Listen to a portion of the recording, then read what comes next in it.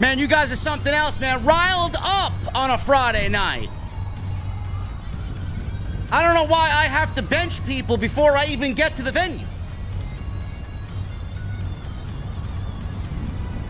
I didn't even say anything yet. I love that sound, man.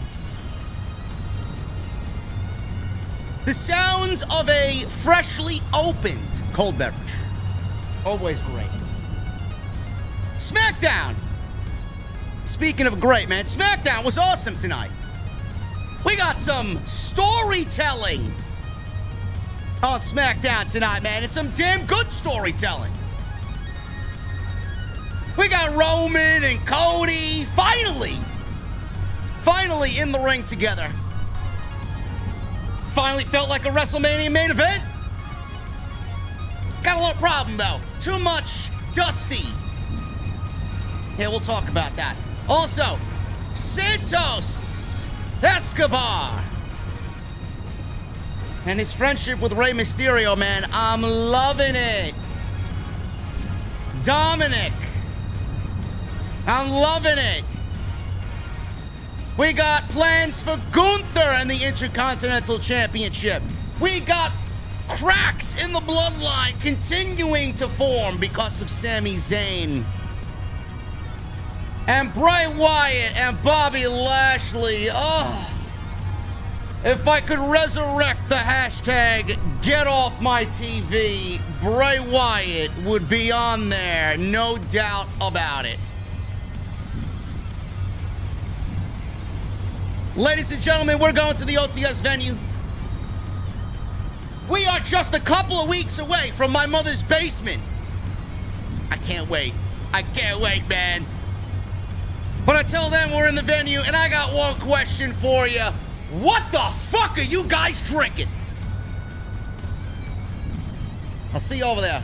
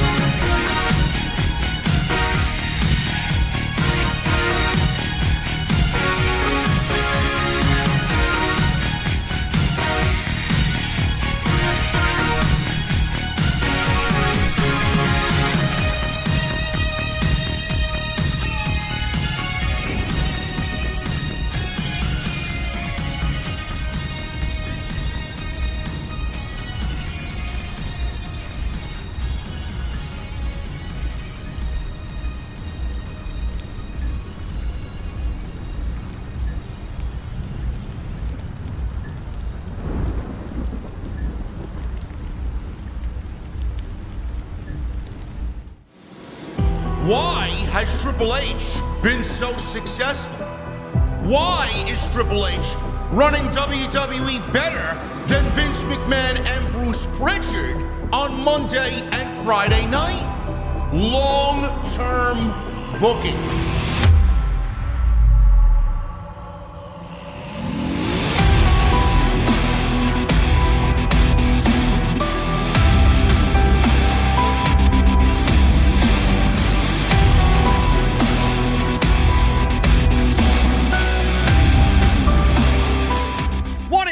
Guys, thank you so very much for joining me right here on Off the Script. This is your Friday Night SmackDown post-show for March 3rd, 2023. I'm your host, JD from New York. As always, coming to you live from the OTS venue. Thank you guys so very much for joining me on your Friday evenings, wherever you may be, man. SmackDown was great tonight. I loved the energy on SmackDown tonight, man. 15,000 plus in Washington, D.C. The energy was there. The excitement was there. The plans were in place for WrestleMania. Things are looking good, man. Things are looking good. And Jesse, Chi-Town Smark and their viewers just joined and are rating my live stream. Taco crew in the house. What type of tacos are we serving up tonight, Jesse? I hope it's not the shit that comes from your kitchen. Otherwise, we'll all be in trouble. WWE was not in trouble tonight, man. Like I said, this was a very good show from top to bottom. Lots to really dive into, which I love because I love being analytical of the product. I love guessing on where things are going to go. I love seeing the creative process in motion. You got a lot of that tonight. I might as well address the most important thing that happened on tonight's show, and that is Roman Reigns and Cody Rhodes. Before we even got into SmackDown tonight, Roman Reigns said he was going to show up on SmackDown and take care of the Jey Uso situation himself. That did not happen. So WWE basically gave you Roman and Cody instead of him taking care of bloodline business and taking care of Jey Uso. Now, we did get a little nugget for next week. Roman did address Jey Uso and basically told Jimmy that if Jey Uso does not fall in line next week, if Jey Uso is not in the bloodline by next week, he's got 1 week, then Roman Reigns is going to blame Jimmy Uso for everything that's going on with Jey. And Sammy, he may be in the clear here.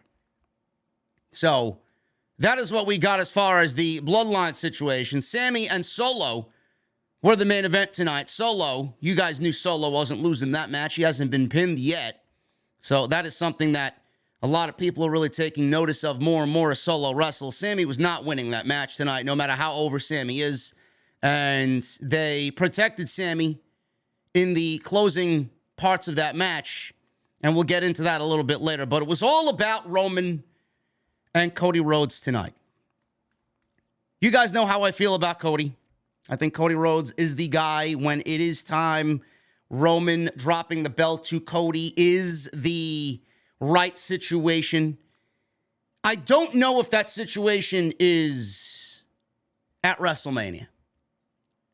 Some people call me hypocritical. Some people call me, wishy-washy and whatever other narrative you want to push on social media. Opinions change, viewpoints change. Everybody's viewpoints and opinions change as we get closer and closer to WrestleMania. The way WWE's handled Cody Rhodes from his return to announcing him in the Royal Rumble before he was even cleared, to how they booked him creatively in the Royal Rumble, having him come out at number 30, and all that jazz, I was not a fan of that.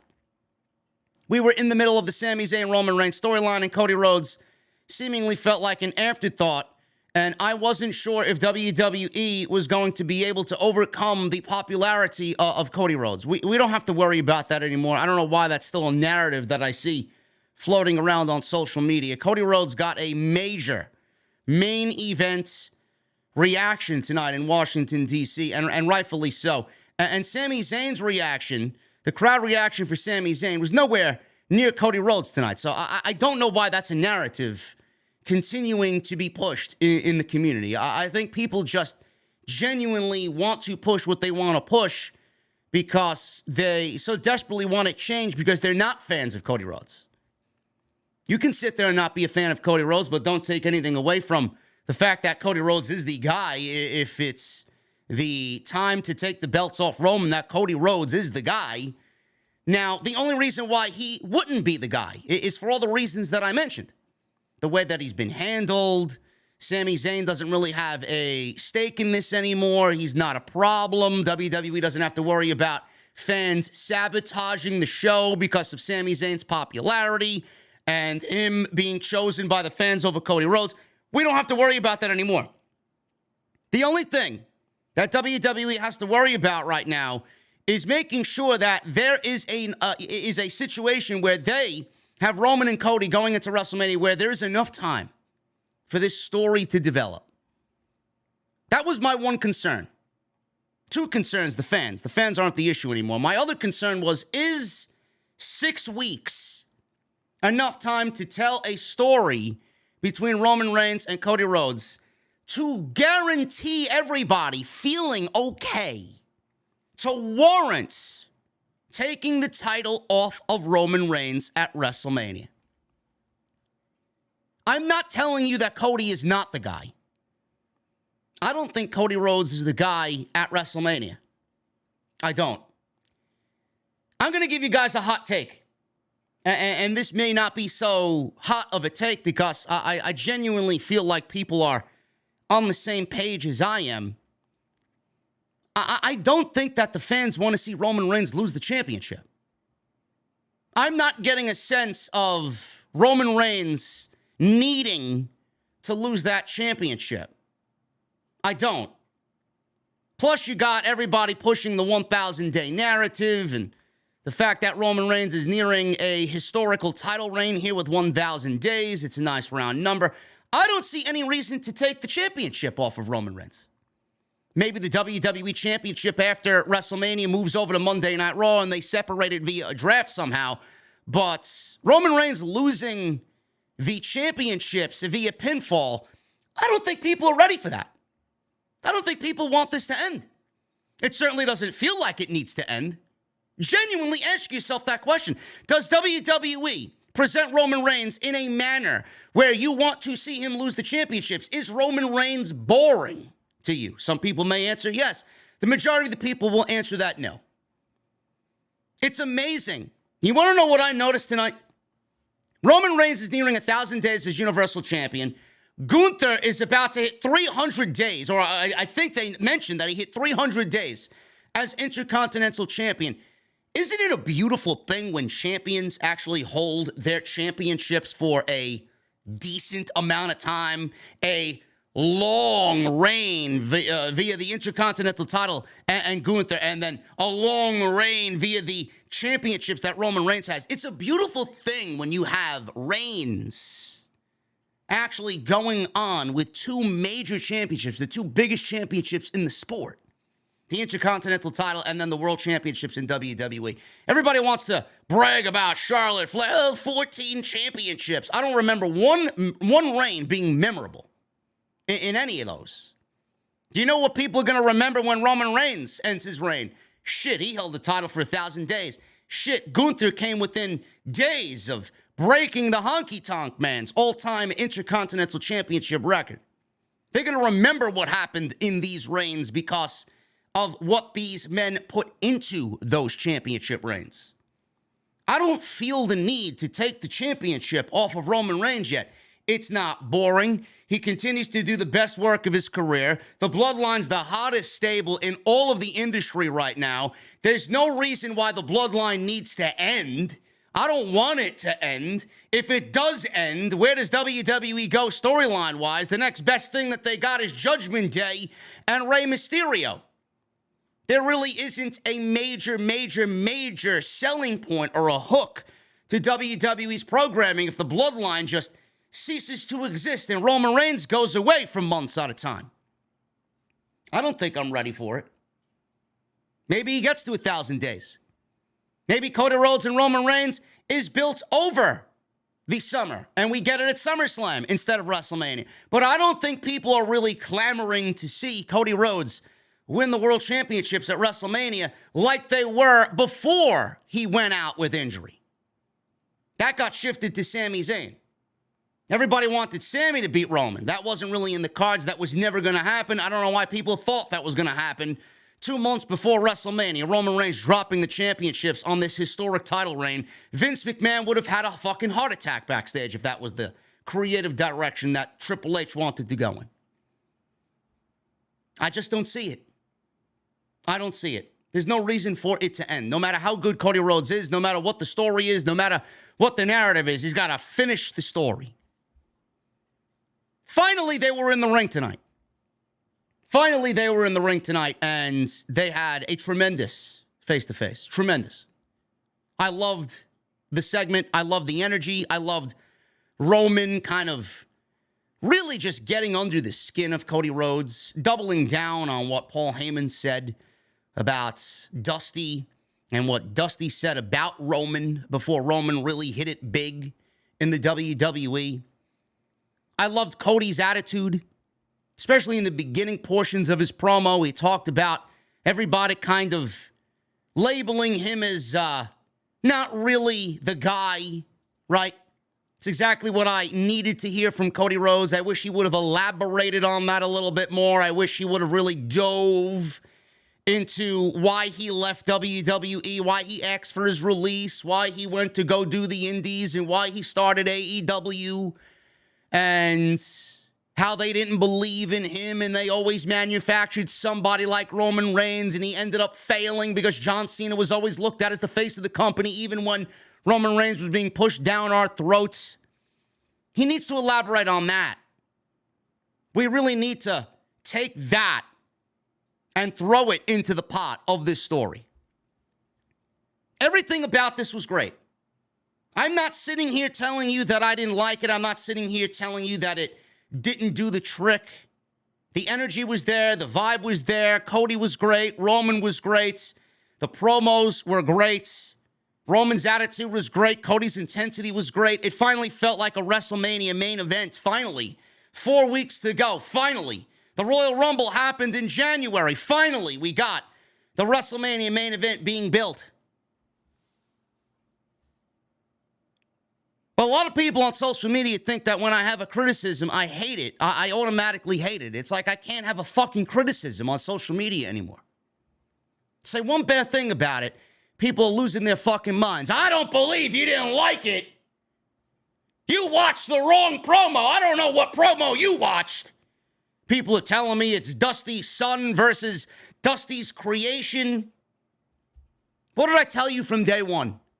Why does it need to be about Dusty Rhodes? I don't need to hear it from Roman Reigns. We've already heard it from Paul Heyman. That's why Roman sent Paul Heyman over to Monday Night Raw to deliver that message personally, making it personal to Cody Rhodes. I didn't need to hear that from Roman Reigns. I didn't need to hear about Cody Rhodes not being looked at by his father as, a champion. I didn't need to hear that Dusty looked at Roman as a champion more so than he did his son. And then Cody needs to win it for his father. He needs to win it for his father. He needs to prove the doubters wrong because Dusty didn't believe in him. That's the story. That's the best we got. We heard this going back to last year. Cody Rhodes came back. He gave us the narrative. I need to do it for Dusty. Here we are, and we're still 1 year later. It's got to be about Dusty. Dusty, Dusty, Dusty, Dusty. That's the only problem I have with it. You're going to sell me on what? Dusty Rhodes for the next 4 weeks? I need to know why Cody Rhodes is back in the WWE and why he's chasing the WWE Championship more than just I need to do it for Dusty. What does Cody Rhodes want to do for Cody Rhodes? What does this mean for Cody Rhodes to win the WWE Championship, to main event WrestleMania, to go and ask for his release and go to the Indies and make himself into a bigger star than what Vince McMahon saw in him? Why did he need to start AEW? Why did he become an EVP in AEW? Why did he do all these things and then come back to the WWE? For his father? If you continue to push that narrative, it's always going to be Cody Rhodes, the son of Dusty. Cody Rhodes needs to stand on his own and be a fucking man. He's in the WWE, in the main event, with the greatest final boss in the history of this company for the World Championship, and it's Dusty. Cody Rhodes, the son of Dusty Rhodes. I need to know who Cody Rhodes is. I need to know who Cody is and why he is back and why this championship and this moment and why everything that he did for the last 7 years is important to him. We heard about it in 3 sentences tonight. He mentioned the Elite. He mentioned his indie buddies selling out 10,000 seats when people couldn't believe that they do it. Meltzer and some of the online geeks talked about Stardust. He talked about it for about 5 seconds. And then Roman takes the floor and goes, Dusty, Dusty, Dusty. Dusty looked at me better than you, and Dusty saw a lot in me that he didn't see in you, and all this other shit. Dusty, Dusty, Dusty. Why do we need to hear about Dusty? I want to hear about Cody. Am I wrong to have an opinion about that? Am I wrong to have a criticism about that? That's going to wear very thin on the audience. It really is going to wear very thin on the audience. Now, that's not really making me see Cody Rhodes at WrestleMania as the world champ. I don't want to see Cody Rhodes win the world championship now at WrestleMania. There's no reason for me to get invested in Cody because, A, it's not enough time. There's no real long... If Cody was in Sammy's position, just imagine, just flip the roles. If Cody was battling the bloodline for 9 months, then we feel a lot different about the story. I can't tell you tonight, next week, when we get to WrestleMania weekend, I can't sit here and tell you that I actually want Cody Rhodes to win the world championship at WrestleMania. There's no reason for Roman to lose the championships. Unless he's really done and wants to go away for a little bit and then come back and do part-time legitimately. I don't feel like Roman needs to lose. And I don't think people really are clamoring to see Roman lose in huge numbers. But Cody making it about Dusty, you know, I'm tired of that narrative. It's got to be about Cody. It's got to be about winning the world title for Cody and what drove him over the last 7 years to come back now, this year, to be here against Roman in the main event of WrestleMania, challenging for a championship that he thought he'd never win, a championship that Vince McMahon never thought Cody Rhodes could win. I need to know that, Cody. It's also laziness on WWE's behalf. The creative in WWE is lazy because they try so hard to eliminate and erase everything that Cody did in the last 6 or 7 years. All they want you to know about Cody is that he's the son of a plumber. That's WWE's problem. That's their fault. They don't want you to know the Cody Rhodes that we saw for the last 6 or 7 years, the Cody Rhodes that we all fell in love with. They want you to forget that those years, they never existed. It's like they were never mapped out. It's a huge blank piece of paper for WWE. Oh, that never happened. Nah, that's not important. Meanwhile, it's basically where Cody Rhodes became the man that you see today, and they don't want to acknowledge it. They acknowledge it for 15 fucking seconds tonight. I'm going to need more than that. I don't want to sit here and look at Cody, and all I think about is Dusty. The WWE fans, all they are sitting there listening to is WWE condition them on Cody, the son of a plumber, the son of Dusty Rhodes. That's all the WWE wants you to think about Cody Rhodes. I need to know how we got the American Nightmare, Cody Rhodes. That's the story, not this shit. Now, taking away everything that I just mentioned, if you watch that promo tonight, was it tremendous? Yes. But my God, man, that narrative needs to get the fuck out. We got now 3 weeks after tonight, 3 weeks of WWE trying to sell me on Cody beating Roman Reigns. I don't think that's even fucking feasible. I don't. What are they going to do? Sell me on Dusty Rhodes for the next 3 weeks? We're going to get the bloodline beating down Cody Rhodes? Sneak attack, cutting him off, bullying him around because Roman's the bigger guy and he knows it. The bigger star, he knows it. What's going to happen? WWE really, really, really needs to sell me on some captivating shit in the next 3 weeks. I don't think that they have it in them. I don't. I think they're just riding the coattails of the fucking hype that Cody Rhodes is the AEW ex-EVP, and now he's here and bigger than he ever was under our umbrella and our banner in the main event against the greatest final boss in our history. That's all they care about. Look, we got Cody. We took Cody. We made him into a main event WrestleMania guy. He didn't do jack shit over there. That's the feeling that I get. That's the feeling and the vibe that I get here. But again, I ask, I mean, do you guys want to see Roman Reigns lose the championship? I'm not in a position where I want to see Roman Reigns lose the title. I don't. This promo made the match feel main event. I just don't think that 3 weeks is going to be enough time to sell me that it is as important as people are making it out to be. Bray Wyatt. Bray Wyatt and Bobby Lashley. Bobby Lashley, a Monday Night Raw superstar, showed up on SmackDown tonight, and he called out Bray Wyatt.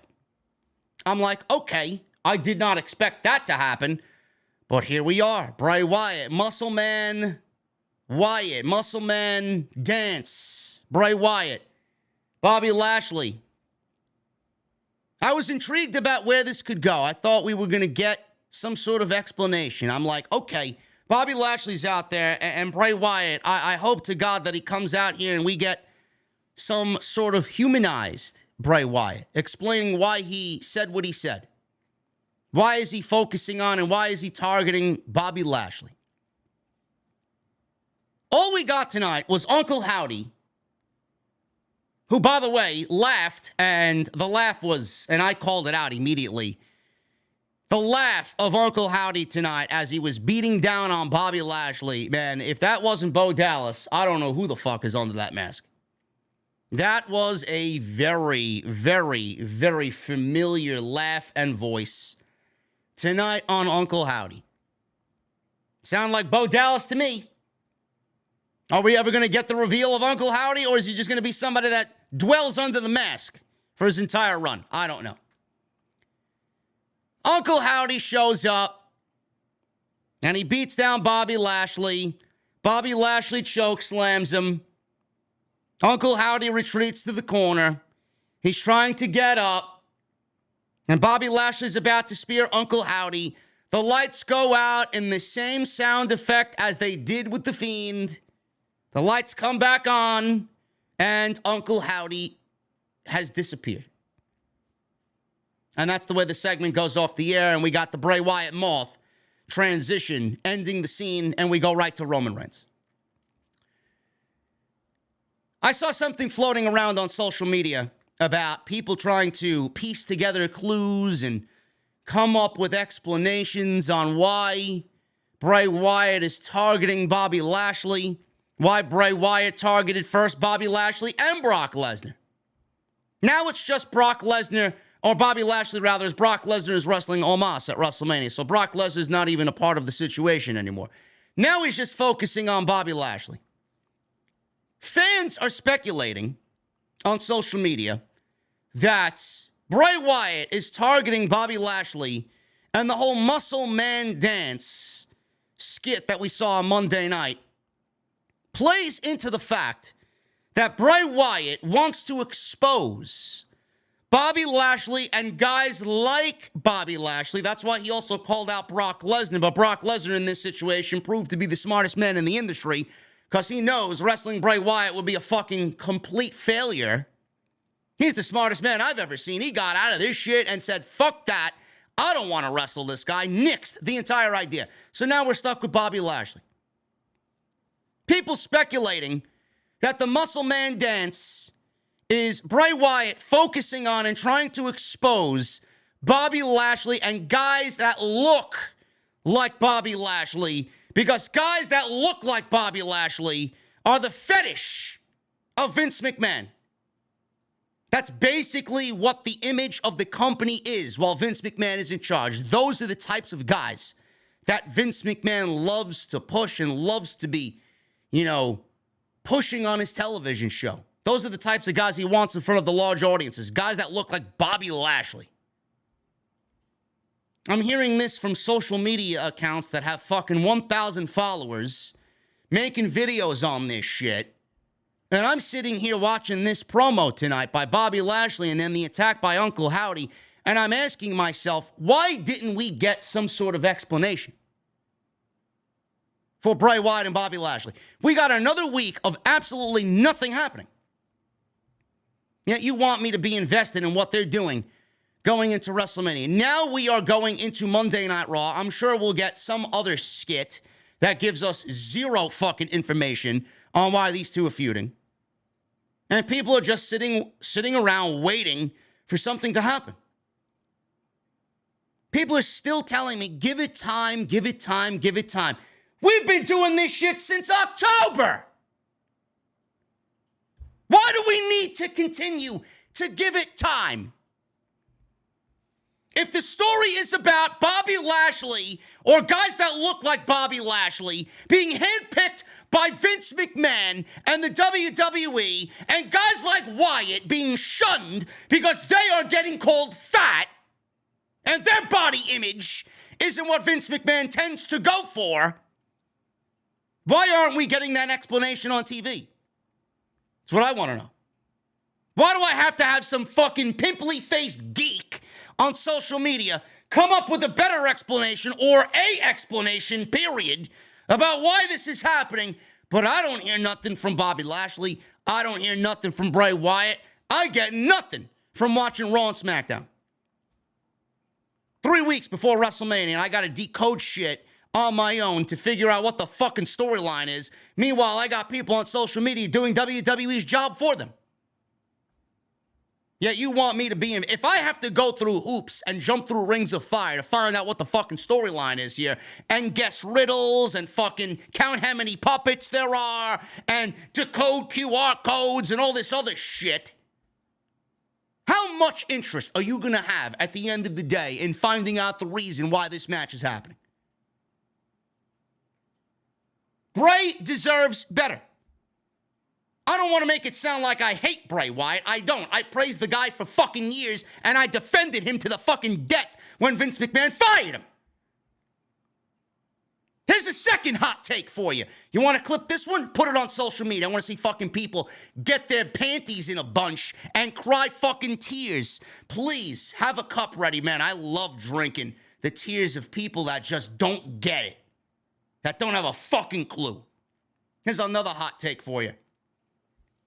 There's nobody that will convince me otherwise that Bray Wyatt and the fucking Bray Wyatt lore and the storyline from October when he came back, and you guys know what I'm talking about. There were reports that Bray Wyatt had plans all mapped out until WrestleMania to give his character and the meaning of Bray and everything that's happened. Everything's going to come full circle. We will finally get closure on what had happened before he went away. Those were the reports. There's nobody that will convince me otherwise that something had changed along the way. Bobby Lashley was not the plan. Bobby Lashley was never the plan at WrestleMania. You know when Bobby Lashley was the plan? 2 weeks ago. Bobby Lashley was the plan for Bray Wyatt 2 fucking weeks ago. And this is it.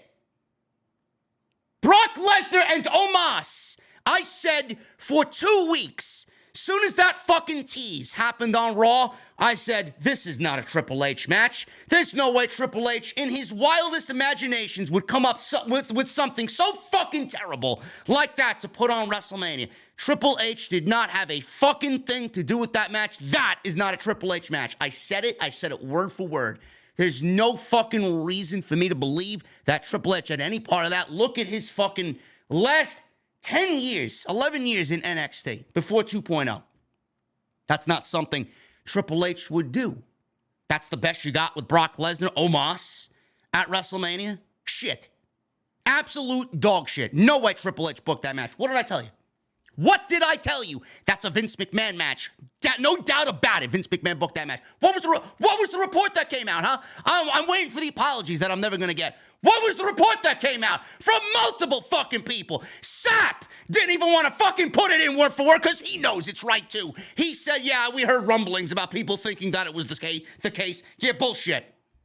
Vince McMahon made the match. It wasn't Triple H. It was Vince McMahon. Here's your fucking hot take for you. Not only did Vince McMahon book Brock Lesnar and Omos, Vince McMahon books Bray Wyatt and Bobby Lashley as well. I guarantee you on my grandfather's fucking tomb that this match was made by Vince McMahon and that Bray Wyatt's plan has been derailed by Vince McMahon himself. Doesn't look like Triple H is booking Bray Wyatt anymore. It doesn't look like Bray Wyatt's being booked by those fucking horror movie Hollywood writers that they hired specifically to work with him. This reeks, and I mean fucking reeks, of Vince McMahon booking. Vince McMahon's booking Bray Wyatt. Vince McMahon booked Bray Wyatt and Bobby Lashley at WrestleMania on top of Omos and Brock Lesnar. From where I'm sitting, the way that it was going into WrestleMania, it certainly looked like Bray Wyatt versus Uncle Howdy could have been the match at WrestleMania. All of a sudden, things got derailed. Possible Wyatt 6 faction, no longer talking about that. Uncle Howdy was a presence on this show, more of a presence than anything in the Bray Wyatt character. No more, we get him here and there. There's nothing about the mask. There's no fucking QR codes anymore. There's no, creepy vignettes that keep us guessing and getting excited. It's all basic shit that we saw while Vince was in charge of WWE before, when The Fiend was on TV. Vince McMahon is booking Bray Wyatt and the direction of Bray Wyatt going into WrestleMania. Nobody can tell me otherwise. Nobody.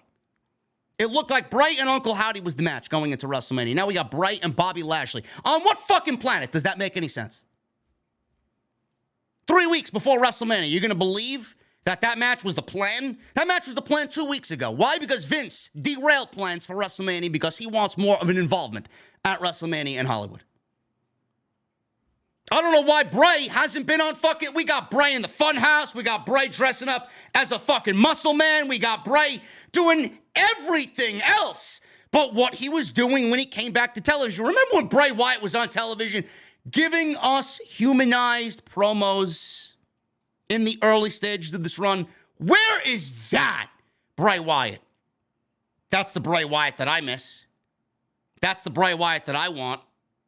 Yet we got this fucking cartoonish bullshit happening all over again, and you want me to think that Vince McMahon isn't somewhat in charge here. I need to hear from Bray Wyatt why he's targeting Bobby Lashley. I don't want to find out through some pimply-faced fucking geek online, on Twitter, and I don't want to have to decode fucking clips on WWE shows to figure out what the fucking storyline is. It's not fun. And it's not entertaining. And this match doesn't make any sense, no matter how you want to look at it. Shit is trash. Complete trash. If you're a Bray Wyatt fan, you should be fucking disgusted at what they've done here. No reason to believe otherwise. Do I need clues? Do I need official sources? Do I need something else that you don't believe? Watch the fucking show! How do I know Vince is booking this shit? I got Omos and Brock Lesnar right. Why wouldn't I be right here? You didn't believe me then. When are you going to believe me?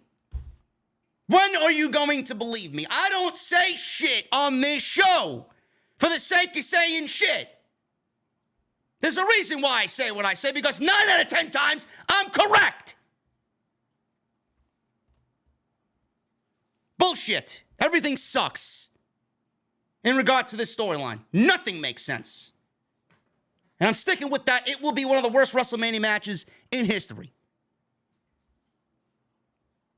We're going to go over the rest of the show. Need to get those two things off my chest. Make sure you guys get in with the super chats tonight, man. We are going to hang out at the end of the show.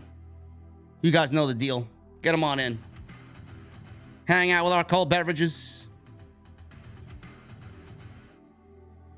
Follow me on social media at JDfromNY206. That's Twitter, Instagram, TikTok, and Cameo.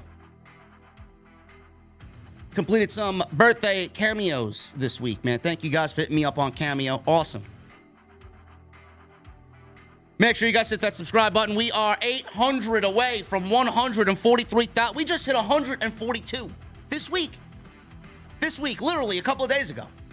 You guys are on fire, man. Hit that thumbs up and hit that subscribe button down below. Become a channel patron, a fan, a subscriber of the show. I would really appreciate it. So hit that subscribe button down below. Turn on the bell for all notifications. Memberships are open. Get them on in. We got one new member tonight. Keith Tunstall Jr. with a new membership. Keith now has entry into my mother's basement.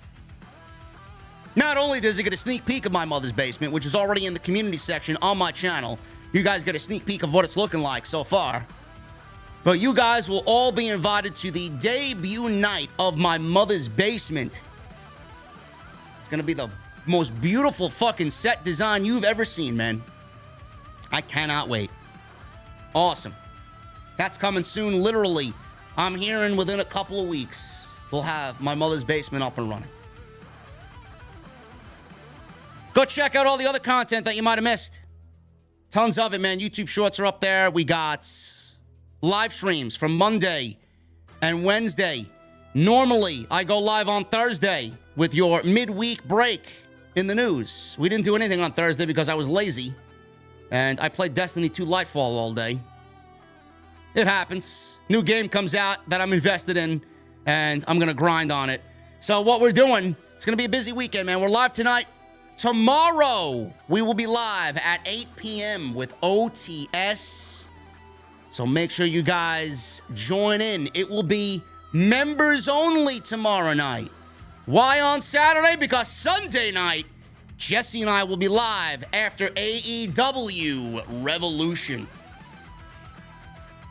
It's going to be a big weekend. So make sure you guys get those memberships in. It's going to be a very big weekend. So that is the schedule coming up for this weekend. Also, tonight's show is sponsored by my great friends over at Manscaped. Manscaped.com, code SCRIPT20 at checkout. 20% off and free shipping. You guys can check the description down below and check out all my sponsors. If you're interested in any one of them, including Manscaped, they're all down there for you. Nicely organized. Manscaped.com, code SCRIPT20. We'll talk about the new Beard Hedger Pro Kit. That is absolutely fantastic. And I want to thank them for once again sponsoring the show right here on OTS.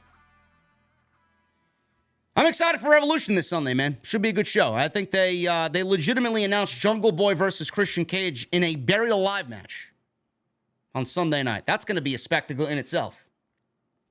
It's going to be great. SmackDown.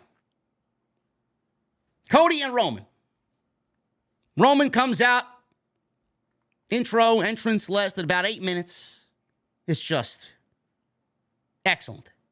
Final boss vibes, no doubt about it. He told Washington, D.C. to acknowledge him. Cody Rhodes immediately came out. Cody made his way to the ring. We got Big Cody chants. He's on the microphone for the first time in front of Roman Reigns. He told Roman Reigns that regardless of what Heyman might have told him, he's not invading or looking to engage in reckless negotiations. I'm here to have a conversation with my WrestleMania opponent one-on-one, man-to-man. No need for his compatriots to be there unless you feel like you need them here. So Roman was kind of upset. He told Paul Heyman to get out of here. Told Jimmy and Solo, get out of here. Wise man, leave us, he says. Heyman had some words off mic for Roman Reigns. Reigns said, yes, Solo goes too. So Reigns asks Cody if this now, one-on-one, makes him more comfortable. Reigns asks Cody, so what do you want to talk about? As he drops the WWE and the Universal titles right in between them. So Reigns drops the belts in front of him, in front of Cody Rhodes. What do you want to talk about? Kind of playing off of Cody Rhodes' infamous line. So, what do you want to talk about? Cody said, fair enough. Let's talk about you. Cody said Reigns' reality has become reality and superseded hyperbole. He told Reigns he wanted to tell him something about himself he may or may not know. He said Reigns has become a bit of an impossible mountain to climb. He said that's sort of become my thing, though. He said people wouldn't see him more than Randy Orton's understudy, or survive Stardust, or there was no way 10,000 people would pay to see me and my indie buddies and our little indie show, he said. He says that he's continued to punch it through the goalposts every single time, no matter how far people keep moving those goalposts back on him. He said for others it might be impossible, but just not for me. So Reigns is standing there listening. We got a big Cody chant. Reigns laughed and said, yeah, you're good. You're good, Cody.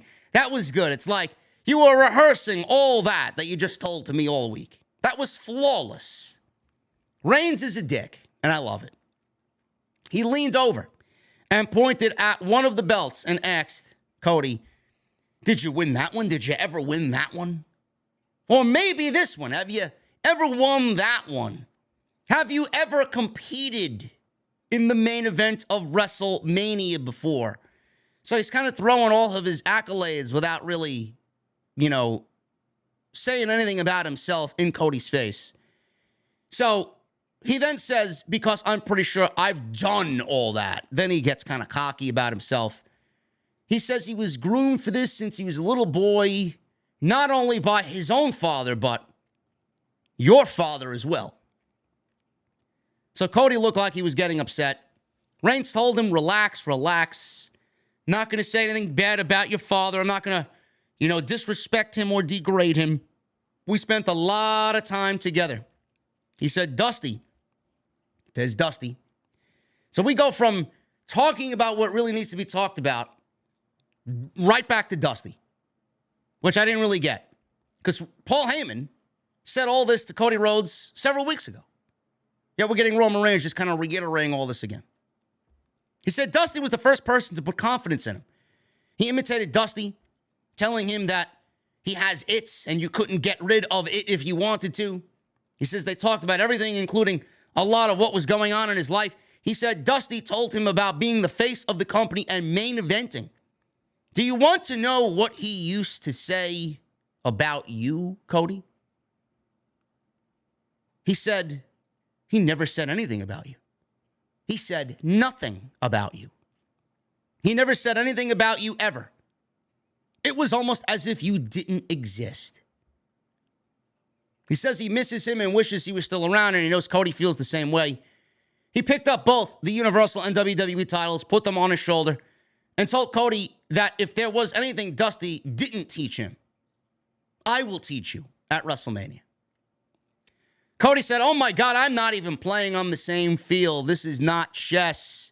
You didn't send Mr. Heyman to Raw to get inside my head. You sent him to relay and convey a real-life situation. You sent him to tell the truth. If that's the truth, then the truth is one of the fabled Dusty kids is better than Dusty's actual kid. If that's the truth, then you were the son he always wanted. And that changes absolutely everything because it's just not a dream. It's not just an urge or a want or a desire or some story that needs to be finished. This becomes necessity. He said the only way he can exist is by beating him at WrestleMania. So absolutely, Roman Reigns, sir, champ, may the best man win. And he offered Roman Reigns a handshake. Reigns shook his head and eyed Cody as if he might surprise him here. But he began to walk back to the locker room. He looked back at Cody, smiled. But when he wasn't looking back at Cody, his expression was kind of, I don't want to say concerned because I don't think Roman looked concerned here, but like, the fuck is this guy talking about? And that's the way the segment came to a close. So Roman Reigns did not shake Cody Rhodes' hand, and that's what we got for the first meeting face-to-face here between challenger and champion at WrestleMania. I don't want to repeat myself, but there's a lot of Dusty. A lot of Dusty. We got legitimately a little bit of what I needed to hear. But we didn't get into or in depth enough with what he wanted to talk about. Randy Orton's understudy, Stardust, 10,000 people paid to see me and my little indie buddies at an indie show. They didn't believe we'd sell out a stadium or an arena for 10,000 to see us. So he says that he continues to punch it through the goalposts every single time people want to continue moving those goalposts back when it concerns him. We didn't get enough of that. We needed more about that. We need a little bit more in depth about what happened in those 6 or 7 years that Cody was gone. Why he left. Why they didn't believe in him. Why he needed to go prove himself to Vince and WWE only to come back 7 years later as the best version of himself. Where did that best version go? Where's the Cody that we see now? Where did that version go for the last 6 or 7 years? Did he take 6 or 7 years off and just never wrestle? I need to know. But WWE wants to condition you on Cody Rhodes simply being the son of a plumber. They want to condition you being, or Cody being, the son of Dusty Rhodes. And that's all they're going to sell you on as far as this story.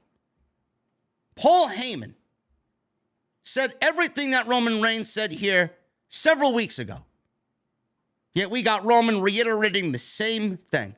The vibe was there. The energy was there. The epicness of them meeting face-to-face was there. The dialogue is not where it needs to be. The story is not where it needs to be.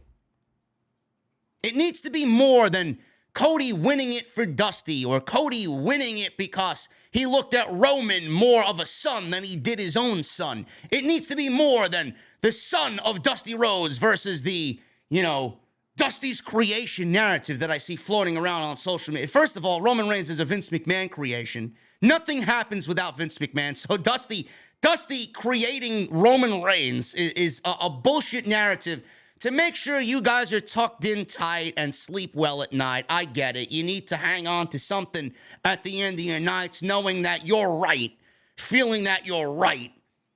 Roman Reigns is a Vince McMahon creation. Roman Reigns doesn't exist without Vince McMahon. So I don't get that. That even lends it to making it feel worse. Dusty's creation versus Dusty's son? No, it needs to be about Cody and who the fuck Cody Rhodes is. I need to know who Cody Rhodes is. I need to know in WWE. I know who Cody Rhodes is. I need to know now in WWE now who this Cody Rhodes is. Until WWE tells us that story, they got 3 weeks to do it. I'm going to give them time to see where they go. I'm not going to write it off completely. They got 3 weeks to tell me who Cody Rhodes is. Because this ain't cutting it. Dusty's son. I need to do it for Dusty. Blah, blah, blah, blah, blah. Roman Reigns says Dusty looked at him more of a son than Cody. That's easy. I mean, I could come up with that story. You're acting as if WWE is writing fucking groundbreaking story. Jesse could come up with that fucking story. Any one of you guys in the chat can come up with that story. If you think that's the best that they got, I'm sorry, it's not. It's quite sad that if it is, there needs to be more.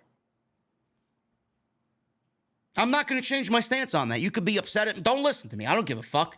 Go listen to somebody else. Oh my God, it's so great. I expect more. This is the WrestleMania main event. I need more. I have yet to feel that Cody is the guy, yet. I preached it for fucking months, and now here I am, and I don't feel the same way that I did.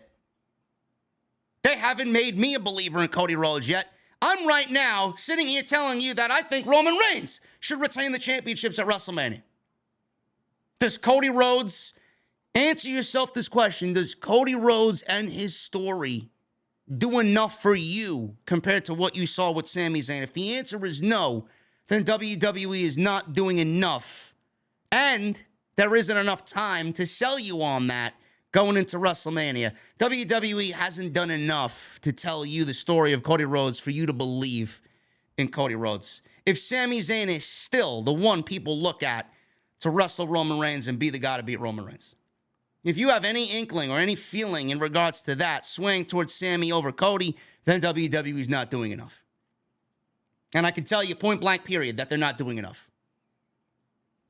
I could have Road Dogg tell me 4 weeks, 5 weeks is enough time. No, it's not. Not for a WrestleMania main event. No, that's not enough time. That's not enough time. Sami Zayn, 9 months is a WrestleMania main event worth the storyline. 5 weeks?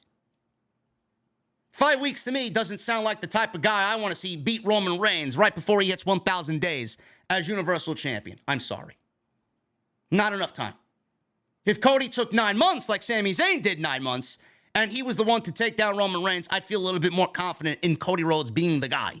But being that we got 5 weeks, I'm not going to sit here and tell you that Roman Reigns needs to lose those championships because 5 weeks is not enough for me to tell you guys that Roman Reigns deserves to lose the championships when we all know that Roman Reigns still is the guy and he should be the guy after WrestleMania.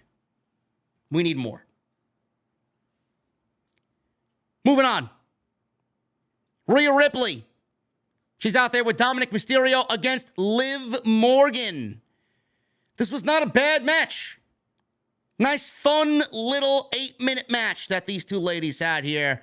Not really a big fan of Liv Morgan's offense. I do think that it's weak in some aspect. But I thought these two worked very well together. Rhea Ripley wins with a tap-out victory.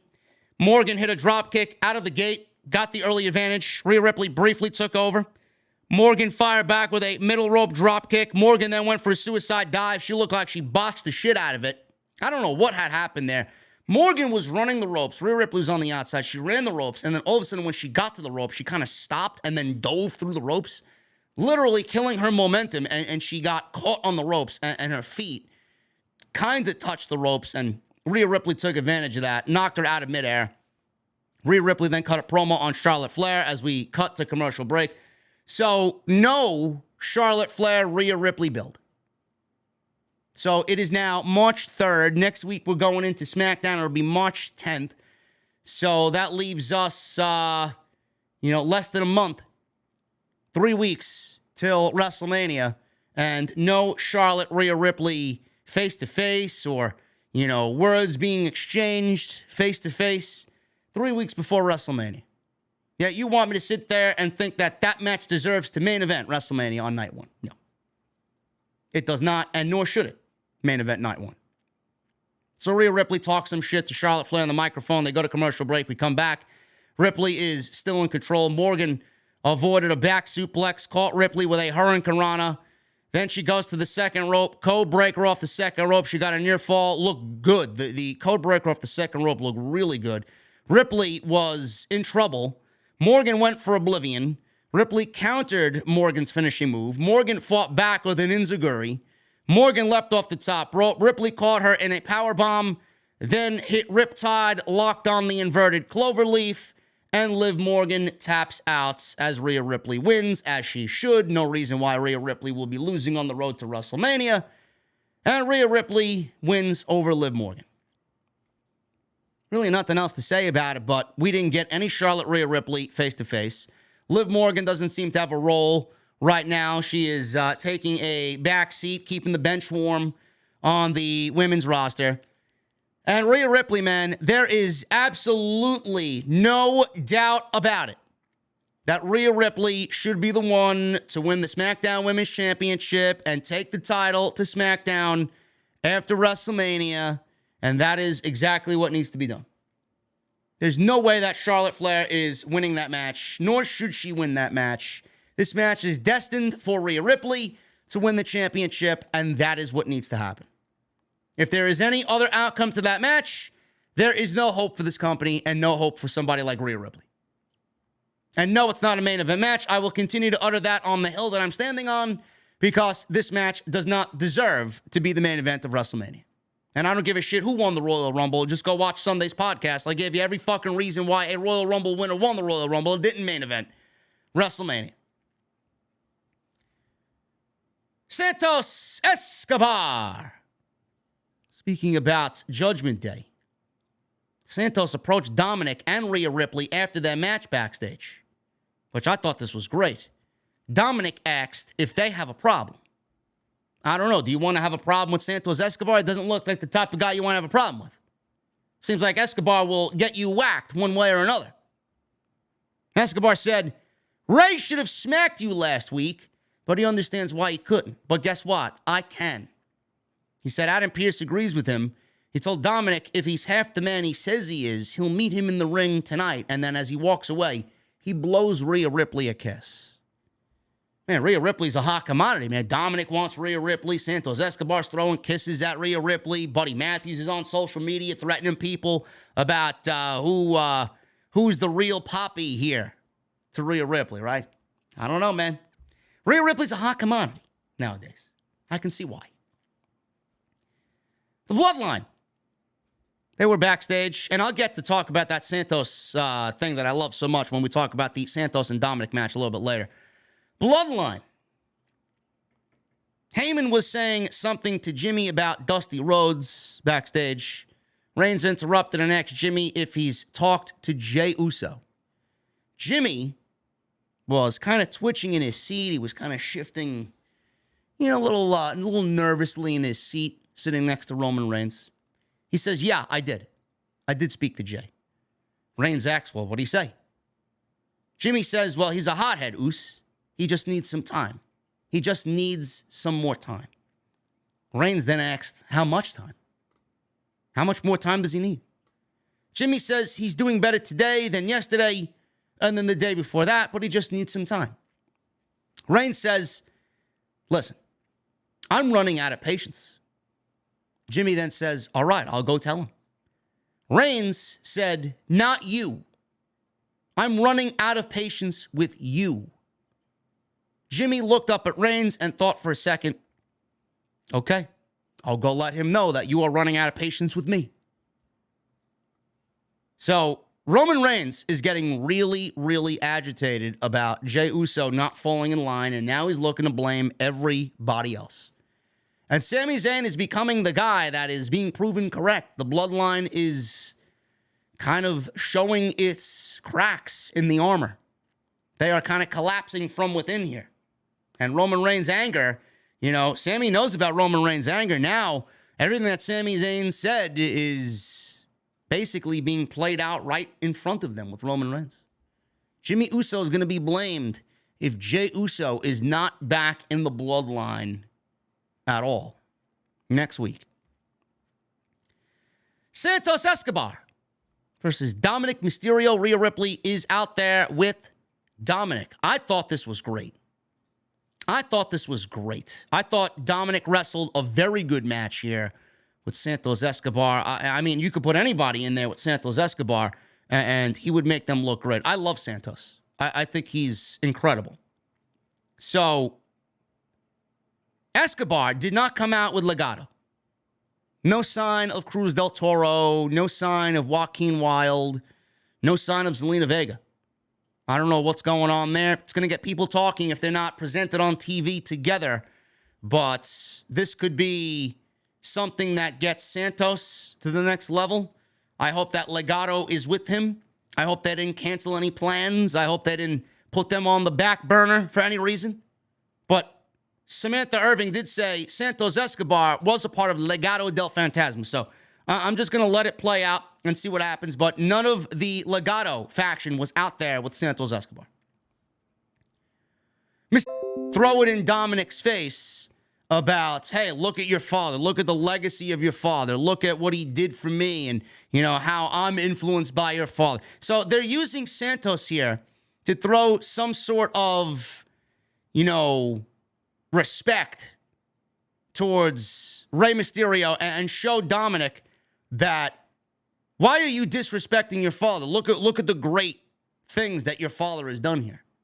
So they're using Santos in this role, and I love it. So the mask is out there. It's a focal point of the match. Dominic escaped a submission and lured Escobar in. He tossed him to ringside, hit a dive. They went to commercial break. Mysterio was in control. He set up for the 619, and he choked out Escobar on the middle rope instead of doing the 619. Mysterio started yelling at Escobar about respecting his legacy and pointing at the Rey mask in the corner. Escobar back on the offensive here, hit a tilt-a-whirl into a leg drop. So Mysterio is down. He gets up, he gets to his feet, and he pulls out brass knuckles. He pulls out brass knuckles. So this distracts the referee. Escobar gets pulled out of the ring by Rhea Ripley, and she hits a riptide on Santos Escobar on the outside. She rolls Santos back in the ring. Mysterio then hits the Eddie Frog Splash off the top rope for the 1, 2, 3, and that was it. Dominic Mysterio wins through nefarious means, and Rhea Ripley destroys Santos Escobar with the riptide, helping Dominic get the win. At the end of the match, Dominic grabbed the Rey Mysterio mask that Rey handed Santos a couple of weeks ago.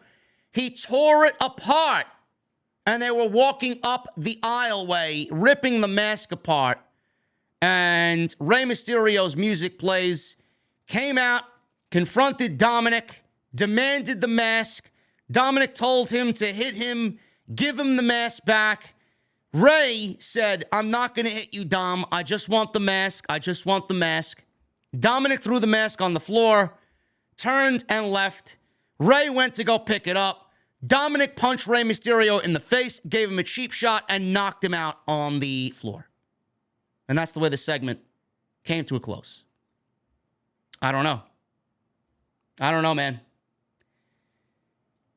WWE is clearly telling the storyline of Dominic and Rey one-on-one at WrestleMania, which I have no problem with. But I'm loving the Santos narrative going into WrestleMania, teaming with Rey Mysterio, as it gives Rey Mysterio that backup that he needs. Because Dominic's got Damian Priest, and Dominic's got Rhea Ripley, and Dominic's got Finn Balor. So I'm loving what they're doing with Santos.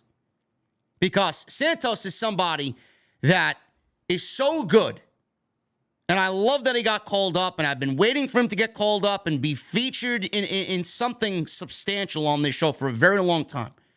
And they found out exactly what they need to do with him. He's getting reactions. He's feeding off Rey Mysterio's babyface, and he's looking good. This is perfect for Santos. He's going to be over. He's going to be mega over. There's not anybody that's going to hate Santos by backing up Rey Mysterio. But what the match is at WrestleMania, that remains to be seen. It looks like we're getting some sort of Rey Mysterio and Dominic Mysterio match, and I posed this on social media. I posed this question on social media. Are we going to get Rey and Dominic one-on-one? Or are we going to get Rey and Santos teaming up at WrestleMania to go up against Dominic and Damian Priest? So that gets Damian Priest and Santos on the card. Now, the match, the tag team match, would probably end up being a better match. But the story here is about Rey and Dominic, and that's what's been building. This has been a long-term storyline for months. We all knew this was going to culminate eventually at WrestleMania, and that's exactly what it feels like. So if Rey and Dominic are happening at WrestleMania, and Santos is in Rey's corner, and Damian Priest is in Dominic's corner, I wouldn't have a problem with that because it'll tie up this storyline. But now this mask that was ripped up tonight, might prove to be a focal point in this feud. Rey wanted the mask. He wanted the mask back. Dominic ripped up the mask. Dominic punched him. Is this going to be a mask versus hair match? Dominic putting his hair on the line against Rey Mysterio's mask. That we could get the tag team match, which will feature Santos Escobar and Damian Priest, and get them on the WrestleMania card. We don't know. So we'll see what happens there. But the moment that Rey Mysterio punches Dominic, after all these weeks of not wanting to do it, this is another part I'm looking forward to. Dominic has been bullying his father. Rey Mysterio looks like a pussy. That moment that Rey Mysterio punches Dominic Mysterio to set this feud and take it to the next level, it is going to be a huge moment in the feud, and it's going to pop the crowd big time. That's something to look out for. I think that's going to be great. So we'll see what happens with this, but I'm loving the use of Santos Escobar here. I'm loving Dominic. Dominic has come a long way, man. Really. He's not bad in the ring. This heel persona has kind of enhanced his act. Rhea Ripley being there with him makes him a formidable foe. It also enhances Rhea Ripley, which she doesn't need to be enhanced, but it enhances her as well, because mixing it up with the guys is always a great sight with Rhea Ripley, right? The Riptide on Santos was fucking great. So I'm excited about this, man. I think this is really, really going to be a fucking awesome feud going into WrestleMania. Now, what I mentioned a couple weeks ago as well, with Rhea Ripley, this is not going to end at WrestleMania. With Rhea Ripley beating Charlotte Flair for the SmackDown Women's Championship, I think if there is a draft, even if there isn't a draft, I think Rhea Ripley gets moved over to SmackDown. I think they end up moving Judgment Day in its entirety over to SmackDown. And I'm going to have news and rumors on Finn Balor and what he said on the bump. Finn Balor apparently is teasing that they may be adding another member to Judgment Day. Who that may be, I have no idea. Could be Santos Escobar for all we fucking know. We don't know. Because obviously the direction of this is Rey getting turned on by Santos Escobar when the time is right. But we won't know that for a while. I don't want to jump ahead here. But Rhea Ripley beating Charlotte Flair, joining the SmackDown brand, Judgment Day moving over to SmackDown. One of the big feuds on SmackDown after WrestleMania is going to be Judgment Day versus Legado del Fantasma. I'm looking forward to that. That should be a banger feud. So we got something to look forward to after WrestleMania, but I'm loving everything that's going on here with Rey, Dominic, and Santos, man, going into WrestleMania. It should be really exciting to see play out. Moving on. Drew McIntyre. We got Drew McIntyre out there exclaiming to everybody that he doesn't have a WrestleMania match. He called out Gunther. So, Drew McIntyre is out there calling out Gunther. Sheamus came out instead. Drew McIntyre looked a little confused while Sheamus was out there. Sheamus says, "What are you doing, fella? What are you doing out here? What do you think you're doing going behind my back like this?" Drew said it's nothing personal. Sheamus says, "It's personal because you know how much that Intercontinental title means to me." Drew told him, "Listen, calm down, calm down." Sheamus got in Drew's face and told him, "Do not dare tell me to calm down." He says he knows that he wanted a shot at Gunther and the title. Drew says he doesn't have to get his permission to do this. You're not my father. Do I have to ask you permission to wipe my ass next? He says. Now it's getting personal. Sheamus said Drew is a backstabbing bastard. Drew looked like he was taken back by what Sheamus said. So Drew said, "All right, friends, best friends, tell the truth, right? I'm going to tell you some truth." Said you had your chance at Gunther and you lost twice. LA Knight and his music plays. He comes out. LA Knight got one hell of a reaction at SmackDown tonight. The fact that he's not on WrestleMania's card yet is a little perplexing to me. But I'd absolutely feature him in some way, shape, or form at WrestleMania. He got a mega reaction tonight. Washington, D.C. was all over LA Knight. His theme music went off, and that place erupted. Love seeing it. I said this on social media. Yeah! Said this on social media. You know, when you look back at Triple H's year run as head of creative in WWE, you know, outside the bloodline stuff and telling the story of Sami Zayn and Kevin Owens and Roman Reigns and the Usos and Solo Sikoa, all that stuff, excluding that, if Triple H was to look back on his 1 year and pinpoint the best thing that he did while he was running WWE Creative for the first year, there is absolutely no doubt in my mind that LA Knight, returning Max Dupree to LA Knight, was the best creative move that he's done all year in this first year. Seriously. When Triple H looks back at his first year in creative, out of everything you've seen on WWE television, the best creative decision that man has done was give us back LA Knight the way that he was in NXT. The man is a fucking superstar. A superstar.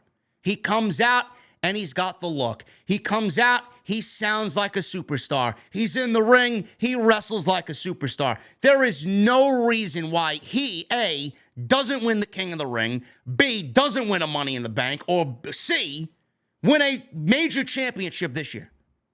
When Gunther drops that title to whoever, Sheamus, McIntyre, whoever, I could see LA Knight winning the Intercontinental title in 2023. No doubt about it.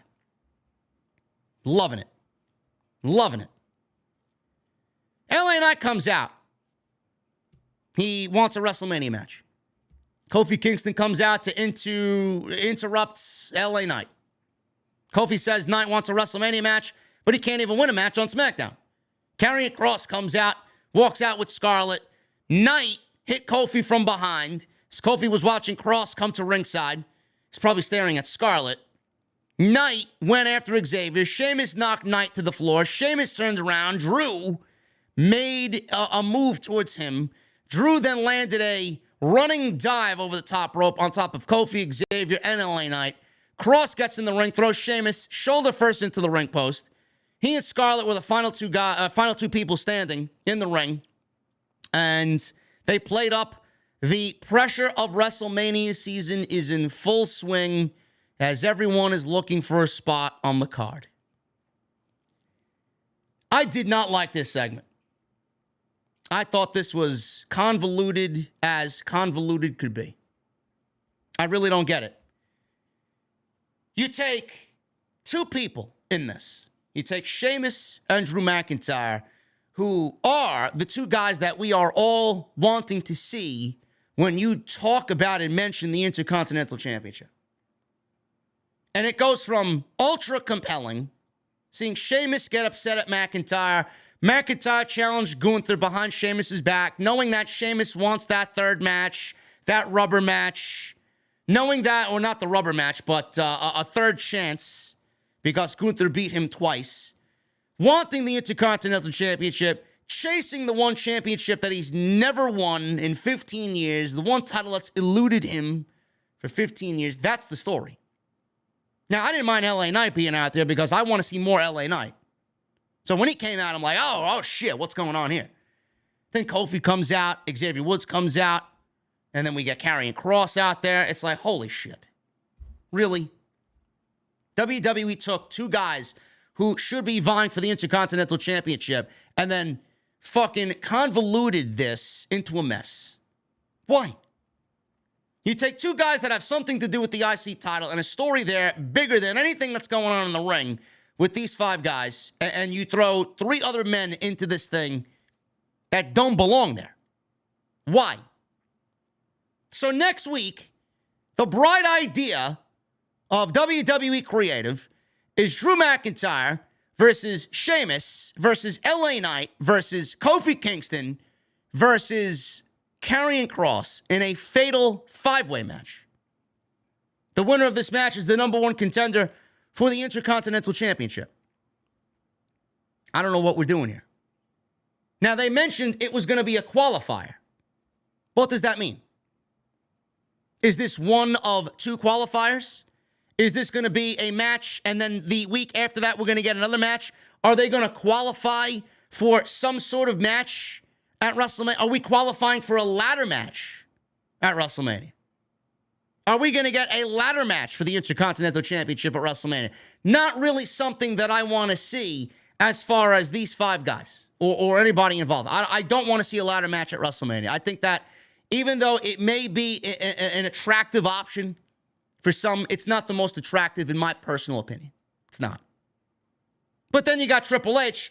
You know, I could see him doing that type of thing because a lot of people, including me, have said, well, why don't we just move Money in the Bank back to WrestleMania and give a lot more opportunity to people at WrestleMania that may not be on the card because of whatever reason. This is why I've opted to always say, let's take Money in the Bank and put it at WrestleMania and give more opportunities to people that are not going to be featured on the show. It's an easy way to get people involved. So they mentioned that this Fatal 5-Way next week is a qualifier for what? A ladder match? A triple threat match? Is this going to be something that is going to be some multi-man match at WrestleMania? I don't know. I don't know. I think WWE is convoluting this shit to a point where it doesn't make sense. What I think we do here, I don't know why at first I thought this was going to lead to a battle royal. The way everybody was kind of mixing it up, I thought these guys were going to be the 5 featured guys in some sort of battle royal next week to come up with who wrestles Gunther at WrestleMania. And then I even pitched, why don't we have Drew McIntyre and Sheamus be the final 2 guys and they both go over the top rope and they both win the battle royal simultaneously at the same time. Just taking a page out of the 1994 Royal Rumble, Bret Hart and Lex Luger playbook. That way we get a triple threat match at WrestleMania, or we get Gunther wrestling twice at WrestleMania. We get Drew McIntyre versus Gunther on night 1, and then Sheamus versus Gunther on night 2, where Sheamus beats Gunther and wins the Intercontinental title. I like that option. Getting 2 matches for the Intercontinental title and 2 matches out of Gunther at WrestleMania. Man, Vince McMahon would be fucking absolutely pissed, man. How many times did Vince McMahon promote the Intercontinental title at WrestleMania in the years he booked WrestleMania? I can't remember when it felt important at WrestleMania last. This year, we could get 2 Gunther matches, 2 Intercontinental title matches. Holy shit. So I don't know where they go with this. I don't. If it ends up being Gunther, Drew McIntyre, and Sheamus, what do you do with LA Knight? What do you do with Karrion Kross? Seems like Karrion Kross is in the middle of nothing. He goes from feuding with Madcap Moss to now wanting the Intercontinental title. I mean, what does Kross have to do with any of these guys? What does Kofi Kingston and LA Knight have to do with the Intercontinental title? It's almost like they just threw these guys out there randomly just to get them on the show. I guess we'll find out more next week, but I'm not. You guys may be intrigued by a ladder match. I'm not. I would much rather prefer a triple threat with Gunther, Sheamus, and McIntyre, or we get Gunther wrestling both of them in singles matches on night 1 and night 2 with Sheamus taking the title in night 2. Those are my better options, in my honest opinion. Tegan Nox. She wrestled Shayna Baszler, went 2 minutes. Tell me Vince McMahon is in charge without telling me Vince McMahon is actually back in charge. Tegan Nox, she loses via tap out to Shayna Baszler, armbar. That was basically it. Tegan Nox was out there with Natalya. Shayna Baszler came out to Ronda Rousey's music. I said to myself, normally I'd complain about Shayna Baszler coming out to anybody's theme music. Normally I would complain about somebody coming out to somebody else's theme music if they're a tag team, right? 2 singles people, 2 singles wrestlers coming out to the bigger stars' theme music. But in this case, I don't mind Shayna Baszler coming out to Ronda Rousey's theme music because Shayna Baszler's theme music is fucking atrocious. So I don't really care.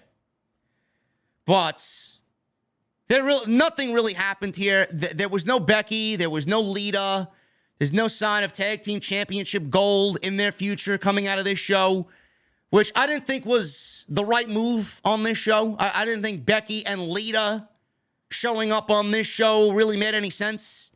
Now, if Shayna and Ronda want the tag team titles, they have to go to Monday Night Raw.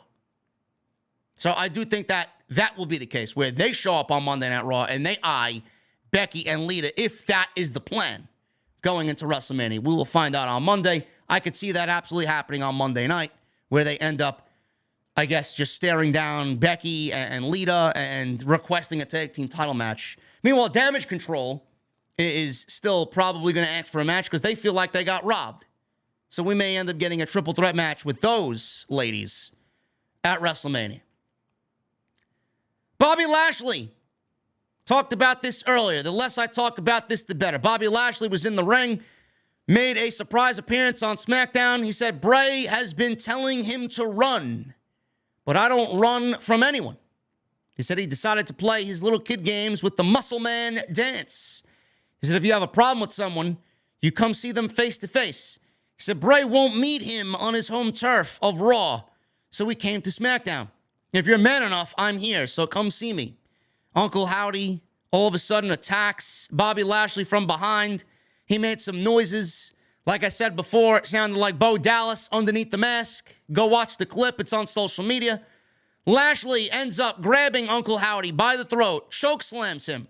Lights were on. We saw Lashley setting up for a spear. All of a sudden, they go off. Lights come back on. Bobby Lashley standing in the ring all by himself. Uncle Howdy disappears. That was it. No explanation. No furthering of this storyline. More mind games. More lights going out. More nothing. More of nothing. Awful. This will go down as the worst WrestleMania match next to Brock Lesnar and Omos WrestleMania weekend. This may be one of the worst WrestleMania matches of all time. I predict that. Nobody gives a shit. I need substance. I don't need some fucking geek on social media decoding a storyline when it's WWE's job to tell us why this match is happening at WrestleMania, which they failed to do so. They have not done that yet. So I have every given right to say, who the fuck cares? 3 weeks till WrestleMania. If we've got nothing, why should I care? Bray Wyatt's character seemingly looking like Vince McMahon's behind it, because this don't feel like the same Bray Wyatt that we got back in October, November, December, and then come the Royal Rumble where that pitch black match happened. Holy shit, this Bray Wyatt shit has gone down a fucking hill. Awful. Please tell me Vince McMahon is in charge without actually saying Vince McMahon is in charge. Just look at Bray Wyatt. And I already proclaimed he was back in charge in some way by booking Bobby Lashley, Bray Wyatt on top of Omos, and Brock Lesnar, which ended up being factually correct. So I know I'm not wrong here. Reigns. He was backstage with Heyman and Jimmy. Jimmy told Reigns that Jey told him he needs a little bit more time. Reigns asked Jimmy if that's what he said. Jimmy said, yeah. He told me to tell everyone, leave him alone. Reigns says, I don't understand how he could do this to you after everything we've done for him. He said they've been there for him and had his back. He says he doesn't want this, and this didn't start happening until Sammy came around. He said he'll fix the Sammy problem once and for all. He told him to be out there with Solo tonight and get rid of Sammy. If you get rid of Sammy, Jey will come home. Can you do that? Jimmy said, yeah, I can. Reigns told him, do it for the bloodline. Jimmy got up and left. Reigns, stressed out. Heyman said, it was wonderful. Reigns then said, Jey is 1 week.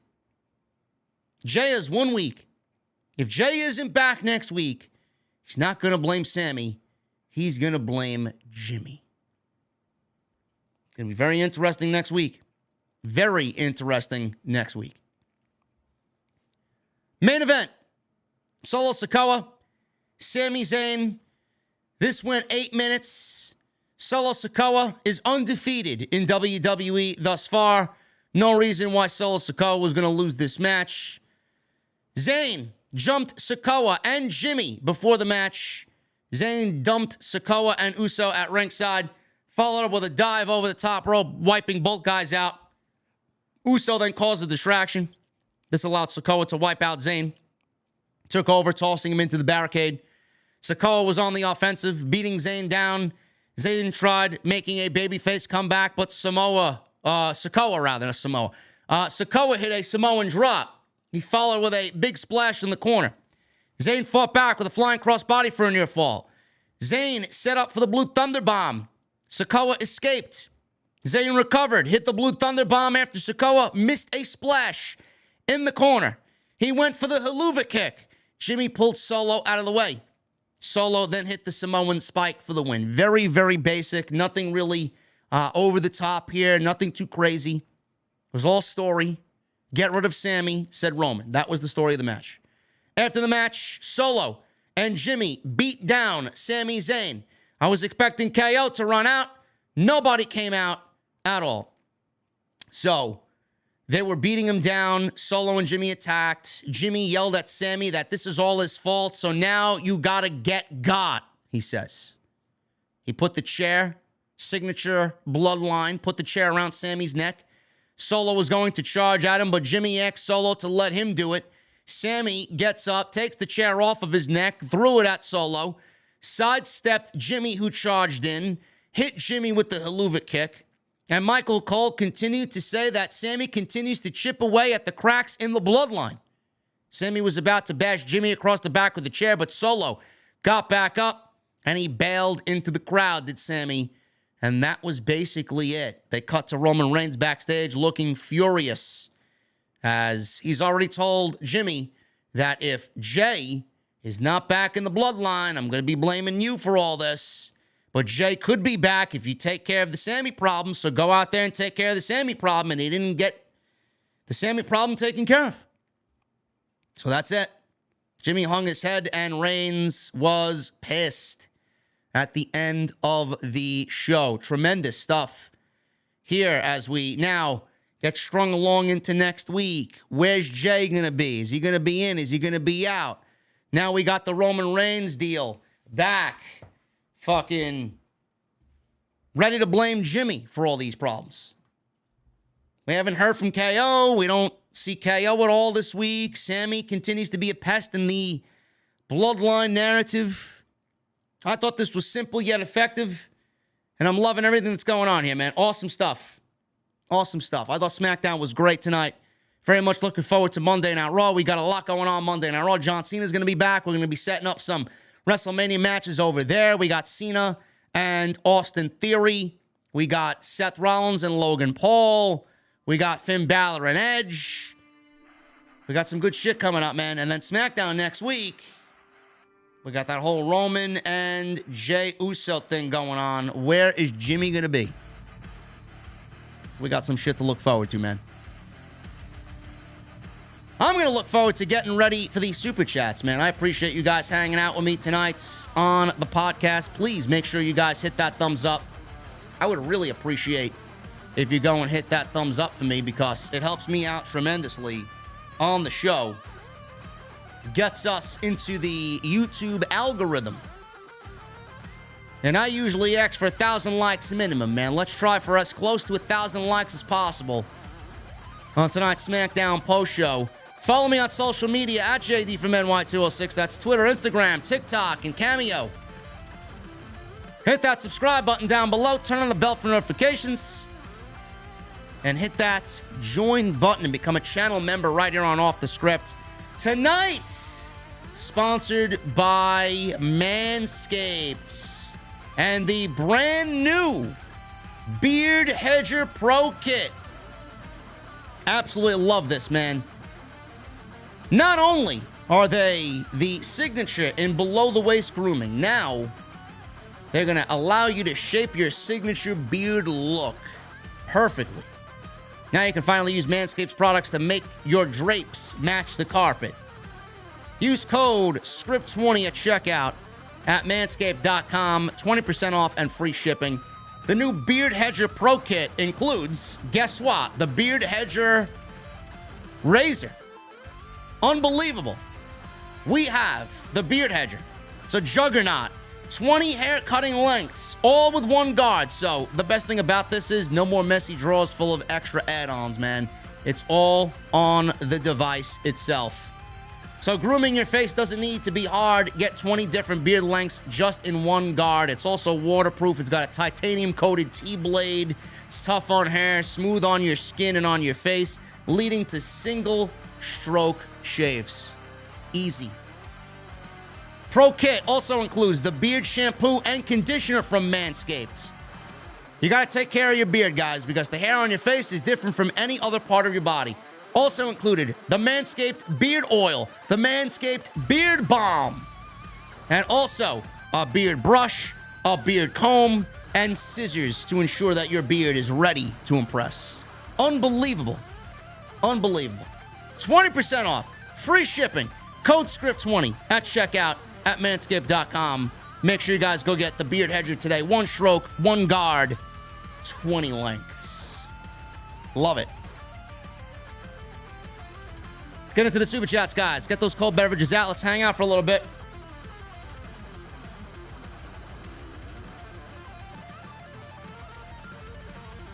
We got Jen becoming a 15-month member. Jen is going to be in my mother's basement. Been through losing my aunts, rest in peace, and moving to my new place, but I'm here.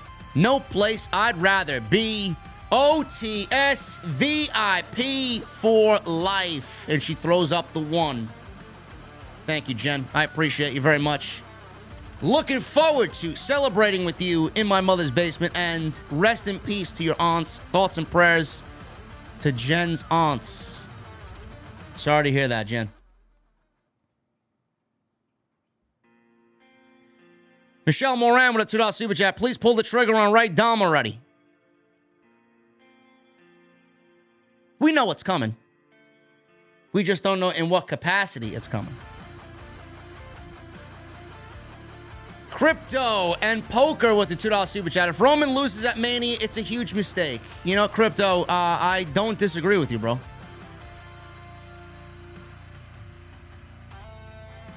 I don't disagree with you. It may be a huge mistake. Michelle with another $2 super chat. Looks like Roman is destroying his own bloodline. That's what it looks like to me. I said this weeks ago. We may end up seeing the bloodline turn on Roman and help Cody win the championships. Roman losing the championships on his own doesn't work for me. There's got to be another, and I said this, Jey Uso may be factoring into a bigger storyline. We may get the Usos turning on Roman. There may be no bloodline after all this is over. The bloodline may exist, but it may not be with Roman as the leader. Route the Well with a 4-month membership. Can't wait for the Fatal 5-Way. If Sheamus wins, he has to win the title. If McIntyre wins, I'd say let Gunther retain.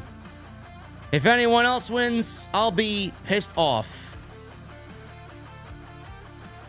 Sheamus is going to be on the WrestleMania card. There's no way WWE is not going to include Sheamus on the WrestleMania card. Drew McIntyre as well. I mean, a triple threat match is probably best for business. But does Gunther need to win and continue holding the IC title? Does he need to break Honky Tonk Man's record? I don't think so. Sheamus, the story is Sheamus. You know, a bunch of morons. Oh, Gunther versus Brock is the match. No, that was never the plan. Nor do I want to see that match at WrestleMania because it's not the right time for it. Sheamus was always the plan. Sheamus is the picture-perfect plan for Gunther at WrestleMania. Him winning the Intercontinental title is a WrestleMania moment. Why would Gunther need to break Honky Tonk Man's record?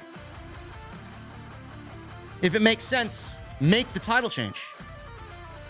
Honky Tonk Man has no other accolades in the company. Why do you want to take the one thing that he basically still shills to this day away from him? I don't get it. Tony Brown with a $4.99. JD, my friend. Tony Brown, what's up, brother? The Chief Executive Officer with a 4-month membership. Hey, JD, 4 months in the venue already. Oh, well, this is the best podcast in the IWC, and your mother's basement looks great. OTS for life. Thank you. The Chief Executive Officer. Keith Tunstall Jr. with a new membership. Keith, what the fuck are you drinking, brother? Thank you so much, man. Tenario with a $5 super chat times 2. What's going on, JD? Question: what WrestleMania matches do you think should main event that didn't? And are you a fan of outdoor stadium shows for WrestleMania? No, I'm not. I think the sound, I mean, it really doesn't matter because the sheer capacity of the crowd is just loud, 60, 70,000 people. I like indoor shows better because I think the sound is contained and it's a lot louder. Just look at Sky Dome with Rock Hogan as an example. What WrestleMania matches do you think should have main evented that didn't? I don't know, man. It's tough to go back and think of anything really. I mean, I'm sure the chat can answer that question better than me, to be honest with you. In retrospect, just looking back at WrestleMania 25, I'd have Shawn Michaels in the Undertaker main event, WrestleMania. That's just the way I feel, just based off the match. Jaxo 23 with a 6-month membership. Thank you, Jaxo. Appreciate you, brother. Let me get some music on it here. Jaxo with 6 months. Roman is irate at the end of the show since Jimmy failed at his task to take out Sammy, and you could tell Roman is growing impatient and angry. Yes. Rock Hogan, WrestleMania 18. Jesse says Punk Taker.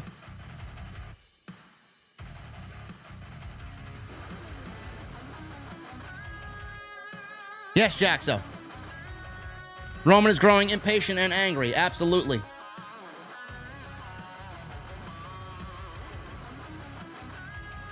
John Lamey.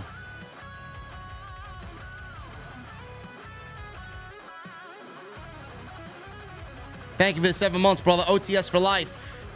Matt, the PW fan, 2 months. Thank you, Matt. As of 2/28, Jay White is a free agent. Does he show up at Revolution on Sunday or the Raw after WrestleMania? I think Jay White is WWE bound.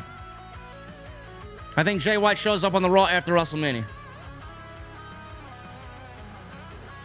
Tenario with a 5. JD, I watched Ring of Honor yesterday. It felt like watching a third hour of Dark. I watched the first half an hour of it today, bro. I can't. There's just... I can't do it.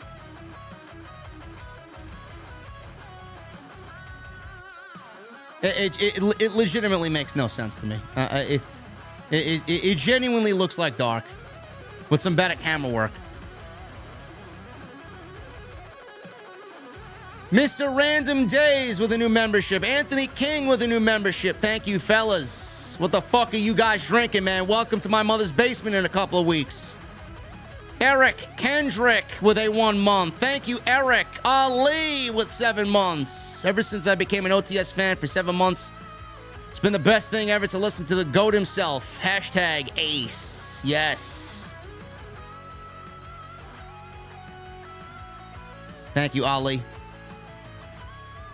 Juan Quintero with a $5 super chat. This show is money. Yes. It always is, bro.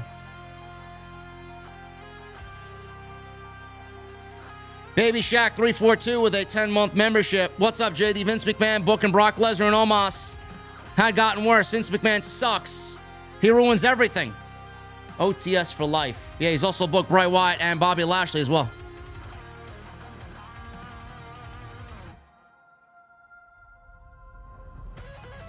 Jaxo with a $20 super chat. Ray vs. Dominic is going to be good.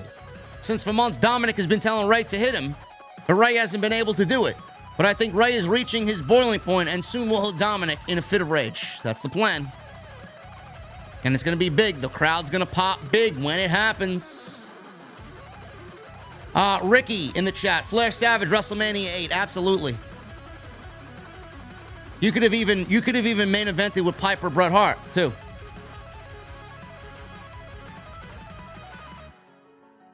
Ricardo Linnell with 31 months. Oh, my goodness. The more I see of Cody, the more I want Roman to retain. I can't wait to see my mother's basement. Here's my RSVP to opening night. JD OTS for life. Thank you so much, brother.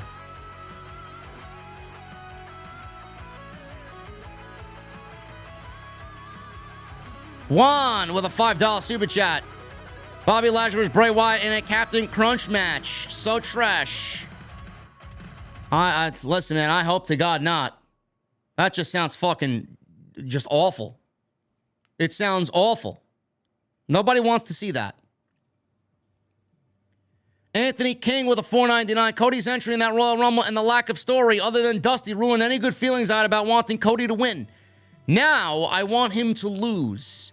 Anthony King, you are not alone in that feeling, brother.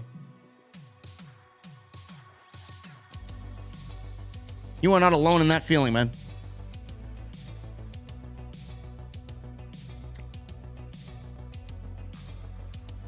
Francisco with a $5 super chat. Do you think they should mention AEW in this Cody vs. Roman feud then?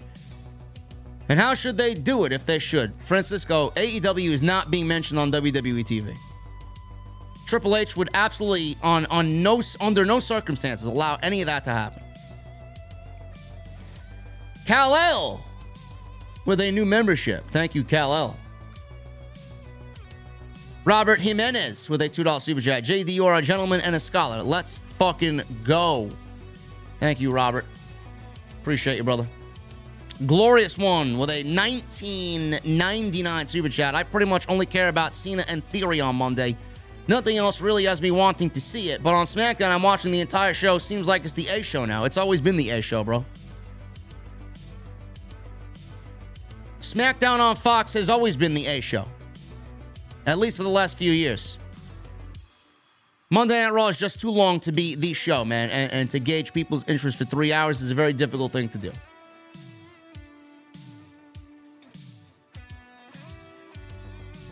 Kal-El with a $5 super chat. Hey, Jay, they've been rolling. Did I miss your mother's basement debut? I'll be looking forward to it. Did Jesse improve the tacos yet? Mustangs rule, bro. Kal-El, we didn't debut the mother's basement yet, man. It's going to be a couple of weeks still. And did Jesse improve the tacos? No. Jesse's too busy. He's on a pizza binge. He thinks Chicago deep-style pizza is better than our New York thin crust. No. Now, deep dish pizza looks like it's fucking slop on a pan. If you have to use a fork to eat if you have to use a fork to eat any type of pizza, it's not really pizza. I'm sorry. Next time I'm in Chicago, show me a New York style slice. Golden Boy with a $5 super chat. I'll probably get flack for this, but I'm more interested in Gunther's match and whatever Sammy Usos are doing for WrestleMania rather than Roman and Cody. Bro, you are not alone. You are not alone, bro. Listen, Hologram, I love meatballs on pizza, bro. It's one of my favorite toppings. Can't go wrong with a nice meat the ball. It's me, Mario.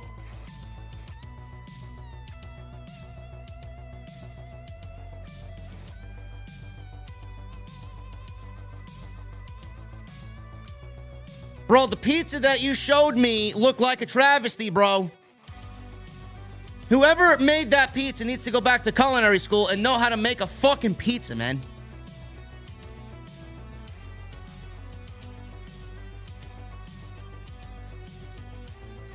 Golden Boy, I agree with you, brother. You're not alone on that one either. Clone Force 99 with a $4.99. Buy or sell. Cena first WWE title run on Triple H. Reign of Terror 2002 to 2005. I'm going to buy on Triple H. Sell on John Cena. Why? John Cena actually made me quit watching the product for a few months. Drizzy Drew with a $1.99. First Ring of Honor episode gave me NXT 2014 vibes. Just my take. I got no NXT vibes from that. I got no NXT vibes from that, man. I got all dark vibes with Ring of Honor colors. And I only watched a half an hour of it.